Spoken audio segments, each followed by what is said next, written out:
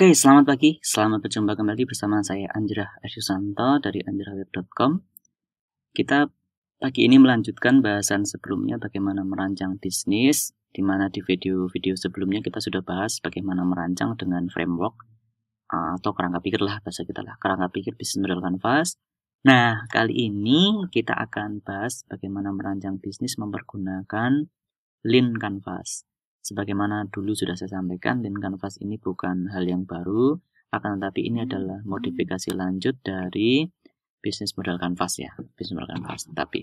Nah, Lean Canvas ini dikembangkan oleh Asmauria, yang kalau teman-teman sudah pernah cari tahu bukunya, ada bukunya namanya Running Lean ya, Running Lean. Kalau teman-teman yang online, maksudnya teman mau beli online bukunya yang versi asli ada di Periplus ya, teman-teman sekalian. Baik, kok jadi promosi Periplus ya? Ya enggak, saya kemarin beli dari situ. Baik, saya akan coba jelaskan sebatas pemahaman saya. Kalau teman-teman mungkin ada ilmu yang lebih lengkap, nanti sharing saja di kolom komentar atau bisa ya secara privat lah untuk mengobrolkan hari ini. Baik, kolomnya semacam ini teman sekalian, tapi biar tidak bingung, saya akan kembalikan dulu ke bisnis model kanvas. Nah, teman-teman kemarin sudah belajar model kanvas ya. Jadi sebenarnya begini. Ya, ini bisnis model kanvas, berubah ke lead model kanvas. Untuk yang key partner dirubah jadi problem, lalu yang key activities dirubah jadi solution, kemudian yang key resource jadi key metric, kemudian dari yang customer relation jadi unfair advantage ya. Kenapa perlu ada lean model lean canvas ya? Menurut pendapat Asmauria dan pengembang lean canvas itu, kalau bisnis model canvas itu kesannya untuk bisnis yang sudah gede ya, atau bisnis yang memang untuk corporate ya, jadi gede lah. Untuk yang pemula, yang startup, yang memulai usaha dari kecil, terlalu ruwet pemikirannya kalau harus memikirkan menggunakan bisnis model canvas. Nah, maka disarankan di sini mempergunakan lean canvas saja. Nah, kolomnya sama seperti bisnis model canvas ya. 1, 2, 3, 4, 5, 6, 7, 8, 9 sama ya. Sama seperti bisnis model canvas. Nah, yang di sini ada untuk yang kolom pertama problem.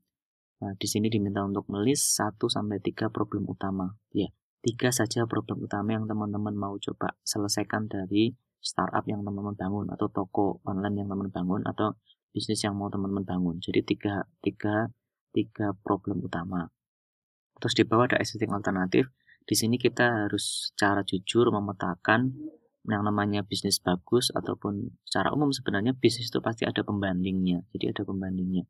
Yang baik itu pembanding secara langsung, artinya yang sama persis yang dengan ide kita, yang nanti mau kita improve, mau kita jauh lebih baik, atau yang mirip, atau yang beririsan ya, yang ya teman-teman intinya existing alternatif yang masih dekat-dekat sama bentuk startup yang mau kita buat atau produk yang kita buat.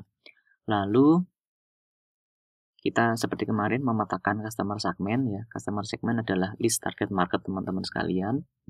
Lalu ada early adopter ya. List your target customer and user. Ini yang bawah early adopter adalah list the characteristic of your ideal customer. Jadi customer ideal yang teman-teman nanti idam-idamkan. Atau kadang early adopter ini juga semacam ini. Jadi misalkan kayak ada developer online ya, misalkan bikin themes, bikin software. Nah, kadang mereka itu nggak langsung launching ke produk, tapi ke orang-orang yang saban hari memang ada di situ. Contoh, kenapa Anjrah Web itu ada banyak produk-produk yang bahkan belum anjrahweb.com maksud saya, website saya. Kenapa ada banyak produk-produk baru yang ketika launching Anjrah Web sudah bisa bahas banyak ya. Nah, itu karena memang alhamdulillah ada banyak developer yang percaya sama saya, kemudian memberikan kepada saya sebagian, ada yang free review, misalkan ada yang saya juga memang sengaja perlu beli dulu ya, karena saya melihat ini produk yang manfaat, kemudian saya beli, kemudian saya nanti langsung aplikasikan dalam video bagaimana cara pembuatannya. Saya bikin artikel di Anjrah Web. Saya adalah orang yang early adopter pada produk-produk yang khususnya untuk dunia internet marketing secara umum ya. Nah, bagi nanti early adopter bagi dunia Android, bagi dunia mungkin beda-beda, dunia laptop, dunia makanan, dunia apa ini. Tapi kuncinya teman sekalian, early adopter ini pertama memang iya, dia akan membantu kita untuk sebagai testing awal, yang nanti akan memberikan masukan-masukan untuk produknya ini apakah sudah fit. Jadi antara produk sama market tuh akan betul-betul fit apa enggak, nanti early adopter akan kasih banyak masukan-masukan. Atau juga early adopter ini adalah orang-orang yang nanti akan membantu sebagai lidah penyambungnya developer.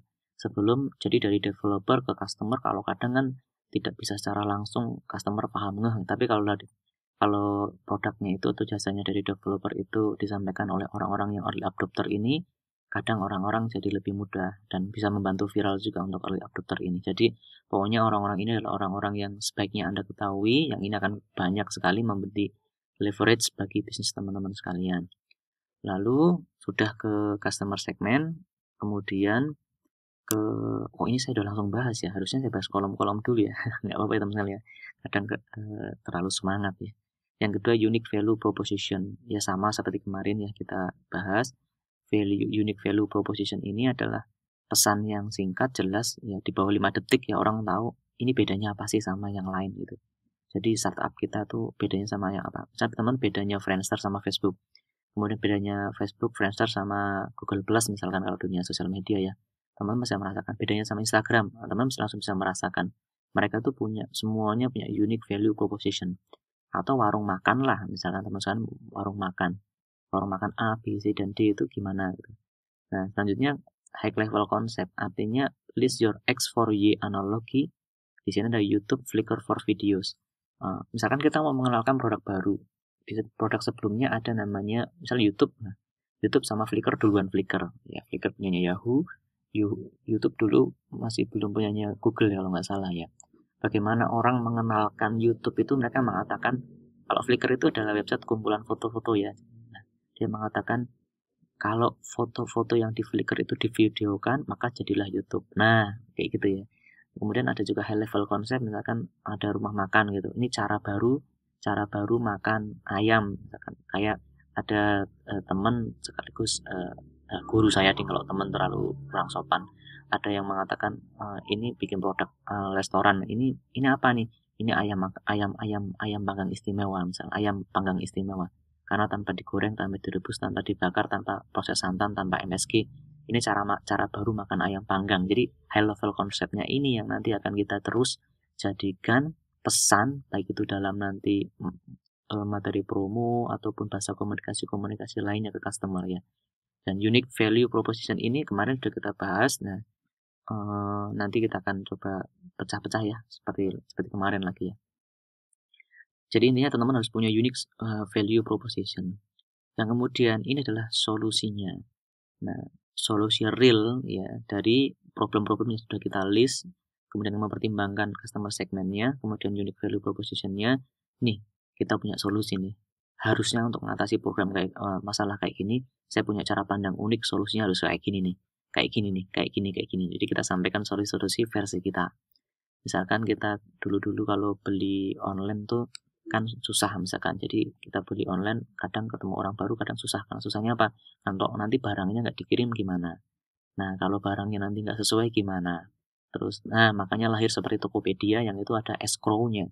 Escrow itu rekening bersama di mana customer sama pembeli itu nggak langsung saling transfer, tapi uang dari pembeli itu ditransfer ke lembaga escrow seperti Tokopedia. Nanti Tokopedia akan menjadi jaminan produk itu nanti ketika betul-betul sampai, betul-betul sesuai dengan apa yang pembeli mau, maka nanti baru uangnya disampaikan ke penjual. Jadi satu sisi penjualnya itu pun penjualnya pun tidak sembarangan kirim barang, dan penjualnya kalaupun dia nipu, otomatis uangnya menurut aturan escrow akan balik dalam hitungan hari. Satu sisi Tokopedia kan juga membantu penjual untuk lebih cepat mendapatkan trust dari customer ya, mendapatkan trust. Makanya dibuat escrow di Tokopedia yang namanya rekening bersama lah kalau dalam Kaskus dulu. Nah, jadi kita udah menawarkan solusi-solusinya. Lalu kemudian kita channel, list your path to customer, inbound or outbound ya. Nah, ini gimana mau seperti konsep channel kemarin pada waktu Business Canvas, kira-kira customermu itu mengenal lewat apa? Bisa website, bisa outlet online dan sebagainya, ada banyak. Nanti pas pembahasan kita akan uraikan. Ini hanya memetakan kolom-kolomnya aja ya, teman-teman sekalian. Ini channel, kemudian kalau sudah, ini ya peta kecilnya ini sebagai panduan. Lalu yang ketujuh, kita harus mengenali yang keenam, revenue stream dan cost structure. Sama. Jadi kalau kita bisnis, kita harus tahu betul dari mana nih kita bisa dapat uangnya. Jangan kita udah, wah bisnisnya keren, bagus, tapi nggak ada duit, ya buat apa gitu. Bisnismu mau bertahan pakai apa gitu. Siapa yang uangnya mau buat main-main gitu kan. Makanya mau tidak mau dalam waktu singkat kita harus segera bisa mendapatkan cash. Ya bagi bisnis pemula memang ada yang berpendapat ya nanti keuntungannya nanti nunggu 10 tahun. Ya asal teman-teman dapat orang yang rela duitnya teman-teman gunakan untuk semua itu dan progresnya bagus, nanti untungnya bagus, ya nggak apa-apa sih. Tapi bagi startup pemula, saran saya apalagi yang ya lingkup toko online kayak gitu, langsung cari profit lah segera gitu. Untuk jadi darah, jadi penyemangat bagi usaha teman-teman sekalian gitu ya. Baik, kemudian juga mengenali cost structure. Nah, ada banyak bisnis yang di launch karena kurang mempertimbangkan cost structure. Contoh ada bisnis-bisnis berbasis web base ya. Jadi bisnis berbasis layanan web base. Pertama launching mungkin seneng, ya ini nanti lifetime, tapi dia tuh nggak mikir kalau bisnisnya tersebut itu butuh server. Servernya itu butuh bulanan dibayar. Maka bagaimana bisa buat bayari lifetime?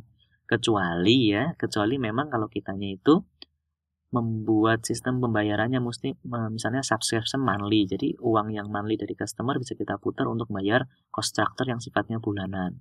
Atau ya intinya seperti kemarin kita belajar bisnis model canvas di video yang sebelumnya, teman-teman nanti harus mengenali ini uangnya mana aja nih masalahnya. Cost-costnya dari apa saja nih. Nah, teman harus bisa mengenalinya. Jadi mengenali sejak awal untuk kira-kira biayanya dari mana. Jangan tiba-tiba, wah kok duitnya habis ya. Ini perasaan penjualan kemarin bagus, uangnya kemana aja. Nah ini parah. Dan jangan sampai juga kita di sini lupa mengenali biaya-biaya pokok. Nah kadang biaya jajan kita masuk situ, wah kan aneh.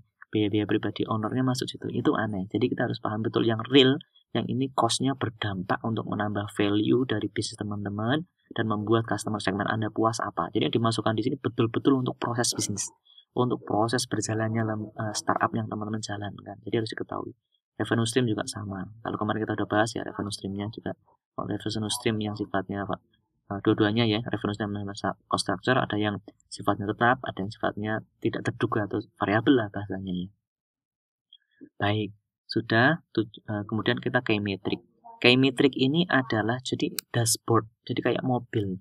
Taunya mobil teman-teman ini naik mobil ya. Taunya mobil teman-teman itu jalan cepat sama jalan lambat itu apa?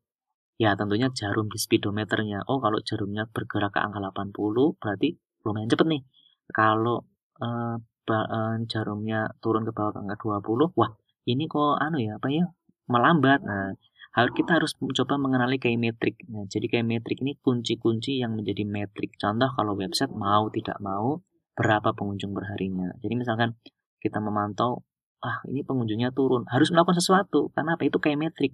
Toko online yang pengunjungnya turun, ya mau dapat pembeli dari mana? Kan kalau kita tahu dalam proses bisnis, seseorang pembelian awalnya dari lead dulu. Jadi mendatangkan lead. Nah, setelah lead, baru nanti orangnya tertarik, nanti jadi customer kita. Nah, jadi konversi menjadi customer. Nah kalau leadnya aja nggak ada, gimana? Dapat dari mana? Maka metriknya harus tahu. Kemudian mungkin kayak metrik juga di operation cost-nya ya. Jadi biayanya untuk biaya marketing tidak boleh lebih dari 20%. Karena kalau lebih dari 20%, ini contoh, lebih dari 20% boleh loh. Nah, lebih dari 20% kalau lebih ini berarti nanti bisa mempengaruhi biaya yang lain. Biaya produksi jadi kacau dan sebagainya. Ini teman-teman silahkan tentukan kayak metrik.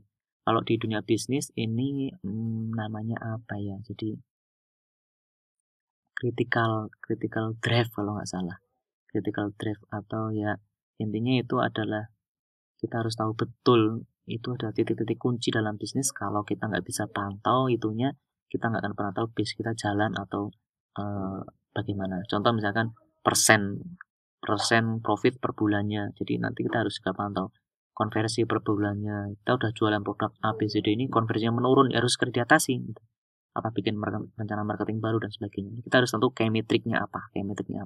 Kalau seperti Facebook, key metriknya berapa sih yang sign up, berapa yang daftar per bulan. Nah, ini. Atau misalkan bisnis affiliate, berapa sih affiliate yang promote, yang menjual produk kita.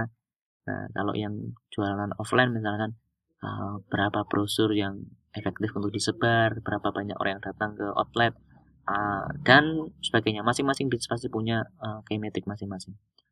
Setelah itu, teman-teman sekalian, adalah yang ke-9, unfair advantage. Something that cannot easy be bought or copied.